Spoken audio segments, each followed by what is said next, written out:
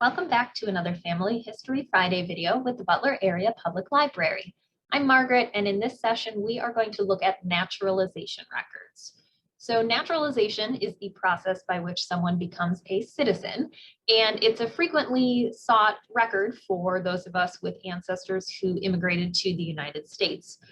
But the process of finding naturalization records can sometimes be a little bit tricky. So in this video, we are going to talk about the two kinds of records that are involved in naturalization and what you can learn from them depending on the time period when they were created. And then I will give you some search tips to help you narrow down where those records might be and how you can go about finding them. So let's take a look. So naturalization records, as I said, are the documentations created in the process of becoming a citizen. And there is no requirement to naturalize, so it is entirely possible that your immigrant ancestor never became a citizen, but they might have chosen to, depending on the laws of the era in which they lived and the area where they lived, for various reasons, including the right to own land and to vote.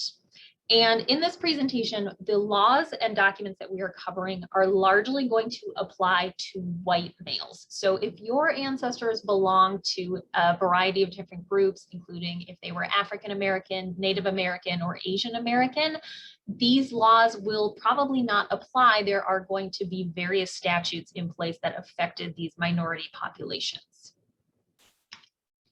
So early citizenship records, when we're talking the colonial era, things look a little bit different.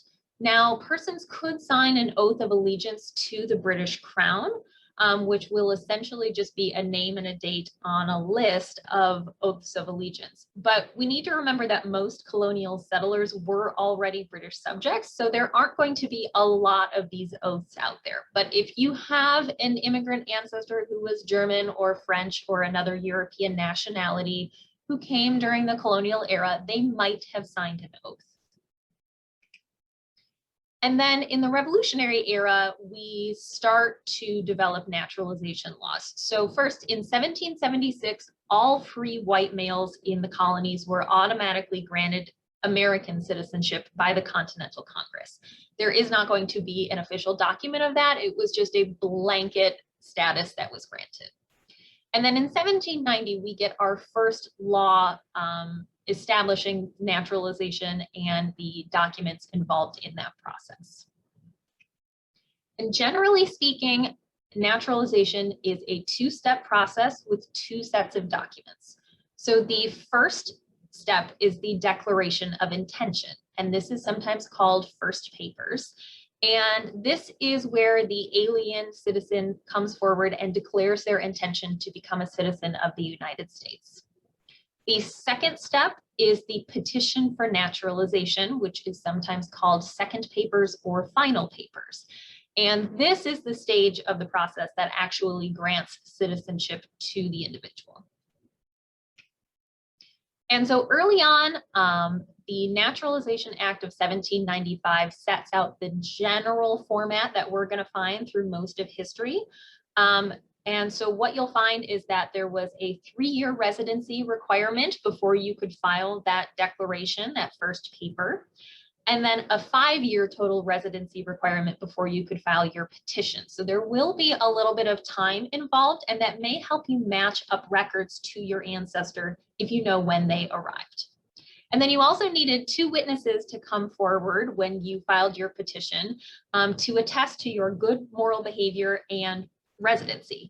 We didn't have identification or a utility bill to prove residency, so you just needed a friend or a neighbor to come forward and swear that you had indeed met that residency requirement.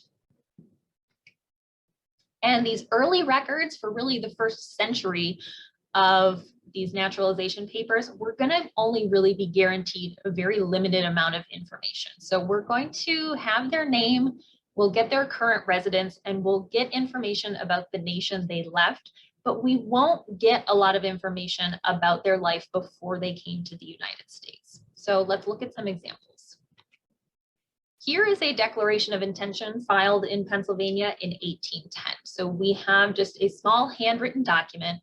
It says, I, Jeremiah Kepler, Township of Connoquenessing in the County of Butler and State of Pennsylvania, a native of Germany and heretofore subject of the King of Württemberg. So we do know specifically in Germany a state that he came from, but that's it.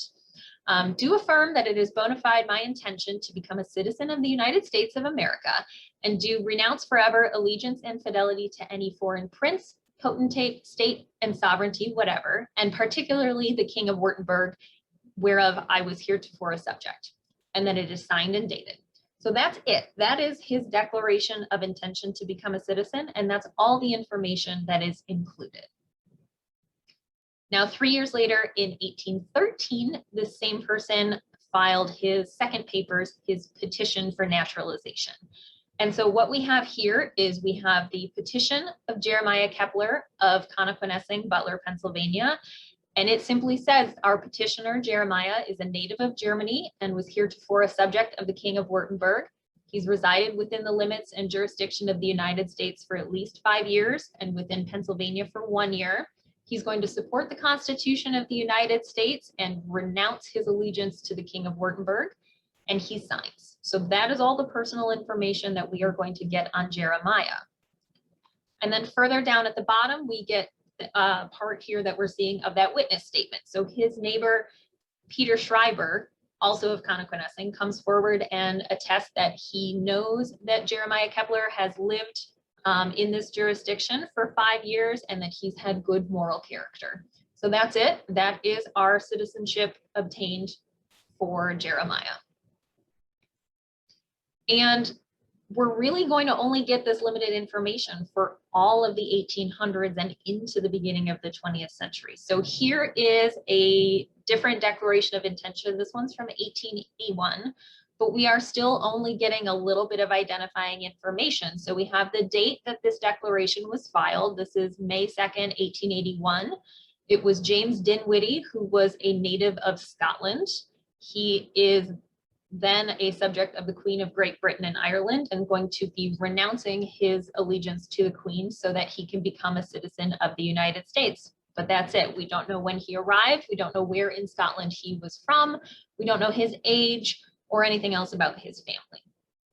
So here's another petition. This one was filed in 1890, and I pulled this from the records in Rhode Island to show an example of a petition in which we get a little bit more personal information about the person. So this individual, Armand Giroux, who was born in Canada, was petitioning for citizenship, and we can see that we get a little bit more info. So we know that he was born in 1863, the 30th of November, 1863. So he's now about 27 years old. And it actually says that he arrived in the United States on the 20th of November, 1879. So we actually do get an arrival date. We don't know the ship name or the port, but it's something, and it's additional to what was basic and required of these documents. And then again, he's renouncing his allegiance to Queen Victoria of the United Kingdom of Great Britain and Ireland. And then he signs this document. So this is probably a best case scenario in terms of early naturalization records, because we do have a little more identifying information included. In 1906, we have a major change in the way that these records are documented, and we have a lot more questions that get asked. We also get standardized forms provided by the federal government, and duplicates of those forms were supposed to be sent to Washington, D.C. So we have more copies available of these records. So after 1906, now we are going to get a birth date in place for our naturalizing individual. We'll know their last foreign residence. We'll get a physical description and an occupation. They have to declare the date, port, and ship from their arrival. And we might get information about their spouse and their children if they are married and a parent. So let's look at some examples. So here's a side-by-side, a declaration and a petition for the same person. We can see that the forms are much bigger, and we have a standardized format that we are filling out. Keying in on this declaration of intention, this one was filed here in Butler County, Pennsylvania, and we can see that Harry Schoenberger, who was 33 years old and a merchant, is providing a personal description. So he's white with a sandy complexion. He's 5'8.5" and 135 pounds. chestnut hair and gray eyes. He was born in Sobranci, Hungary on May 18, 1875, but now lives on Pierce Avenue here in Butler. He left Europe from the port in Bremen, Germany on a vessel called the Kurfürst Gross, and that his last foreign residence was Sobranci, Hungary, the same place that he was born. He is intending to renounce his allegiance to Francis Joseph, the King of Hungary. And he says that he arrived in the port of New York about the 18th of June, 1901. So already our declaration of intention is providing so much more personal identifying information than it had in the prior century. Now, a few years later, when we file our petition for naturalization, Harry is going to provide some of the same identifying information from our declaration first papers, but we'll get a little extra info as well. So we will reiterate our occupation, our address, our birth date and place, our arrival information in New York, and our ship info. But we have a little more info here. We can find that he's married. His wife's name is Malvina. She was also born in Hungary. He has two children named Edward and Daniel, who were born here in 1906 and 08. So the children were born citizens. And then again, we have that renunciation of King Francis Joseph of Hungary and the date and information of his oath of allegiance and naturalization. And down at the bottom, again, we have to have the statements from witnesses. So we have the names and occupations and residences of the two witnesses who came forward and swore that they knew that Harry Schoenberger had been a resident and that he was a good moral character. And then one more stage where these records improve is that after 1929, they also include a photograph. So if your immigrant ancestor naturalized after 1929, you might be able to find an early photograph included with their naturalization records. So obviously these records have been very white male heavy. What about the women and the children? So for much of history, the citizenship status of women and children was tied to their husband or father. So single women could naturalize, but it's rare to find those documents because it was often just granted to them through their spouse or father. Between 1855 and 1922, if a woman married a US citizen, they automatically took on that man's citizenship status. They didn't need to file additional paperwork. It was just conveyed to them. And the same thing for children. All throughout that era, minor children became citizens when their parent naturalized. Now, for male children who came into the United States as minors, they could become citizens on an expedited process if need be. So let's say that a male came into the United States as a 16-year-old, but he came alone without parents, or he came with his family, but his father did not naturalize. Once he reached the age of 21, he could skip right to the second papers, the petition for naturalization, and get that citizenship. So you might find, if you have ancestors with that specific circumstance, that they were able to expedite the second papers process. There's another sort of expedited process for naturalization, and that involves military service. So starting in 1862, immigrant men who were honorably discharged from the Union Army could skip that 5-year residency requirement and the declaration and go right to the petition papers. And this is going to apply to immigrants who serve in other conflicts following the Civil War. So if you have proof that your ancestors served in the Spanish-American War or World War I, they might have been able to expedite their citizenship process for their service. So now that we understand naturalization records, how do we go about finding them? So your search for naturalizations can be quite complicated because you could file in almost any court for most of history. So your naturalization papers might be in a local municipal, a county, a state, a district, or a federal court. So we need to think about where might have been convenient for our ancestor to go to court and become a citizen. And then the other issue, in addition to the widespread storage of these records, is that there's no comprehensive index to United States or even statewide naturalization records. So you may need to really just methodically proceed through the courts in the area that your ancestor lived. And something that'll help you is creating a timeline. So before you dive in and look for naturalization papers, create a timeline so you know possibly when your ancestor arrived, at least a rough time period, and where they lived throughout their life, because that's going to lead you to possible places to find records. And we can find clues to citizenship status in a number of places. So in 1820 and 1830, on those census records, there actually is a little box asking the number of foreigners in the household not naturalized. So even though we don't get information about every person in the household in 1820 and 1830, we still might get a clue to immigration status and citizenship status on those records. And then between 1900 and 1930, the federal census asks some specific questions about naturalization. So you'll want to look not just at the dates that are filled in those boxes, but some little letter codes. So you might find the code AL, which means alien. That means that your ancestor does not have citizenship. They are an alien, a foreigner. You might find PA, and that means that they've filed their declaration or first papers. They've started the process.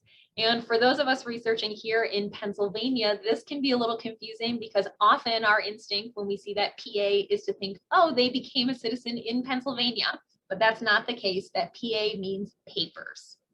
And then finally, NA, this doesn't mean not applicable, this means naturalized. So if you see an NA on one of these early 20th century census records, that means that this person has become a naturalized citizen. And then you also might find information about citizenship status on military draft cards. So let's look at examples of all of these. So here is just a close-in view of part of a 1920 census. And in the center of the page here, we can see our columns asking questions about immigration and naturalization. So we can see here, we have someone who immigrated in 1905, and it's code AL, they're an alien.